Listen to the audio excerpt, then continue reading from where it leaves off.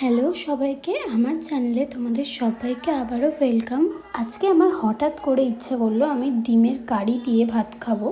ডিমের ঝোল না আমার তেমন খেতে ভালো লাগে না, কারণ আমার সবসময় একটু রিচ খাবার খেতে ভালো লাগে, মানে পাতলা ঝোল টোল তেমন আমার ভালো লাগে না। তাই জন্য আমি ফ্রিজ থেকে ডিম বার করে ডিমগুলোকে সেদ্ধ করতে বসিয়ে দিয়েছিলাম। তারপর টমেটো কেটে নিয়ে মশলাটাও রেডি করে নিয়েছিলাম। দেখো, তোমাদের সাথে কথা বলতে বলতে ডিমগুলোও সেদ্ধ হয়ে গেছিলো। তারপর আমি ডিমগুলো একটা একটা করে কড়াইতে সব হালকা করে ভেজে নিয়ে তারপর আমি আমার ডিমের কারিটা তৈরি করে ফেলেছিলাম।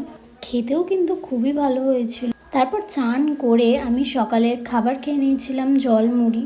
সকালে না আমার একদম ভারী খাবার খেতে ইচ্ছেই করে না, তখন মনে হয় শুধু জল মুড়িই খাই।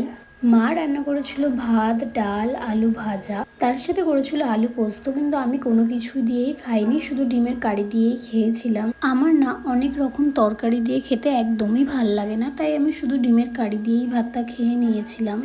আজকে তার মধ্যে শরীরটাও খুব একটা ভালো ছিল না, তার মধ্যে এখনই এত গরমও পড়ে গেছে। যাই হোক, তারপর বিকেলের দিকে আমি ঘুম থেকে উঠে সুই সুতো পরাচ্ছিলাম, কারণ আমার ঠাকুরের কয়েকটা জামাগুলো না সেলাই খুলে গেছিলো, তাই সেগুলোই আমি এখানে বিকেলবেলা বসে বসে সেলাই করছিলাম।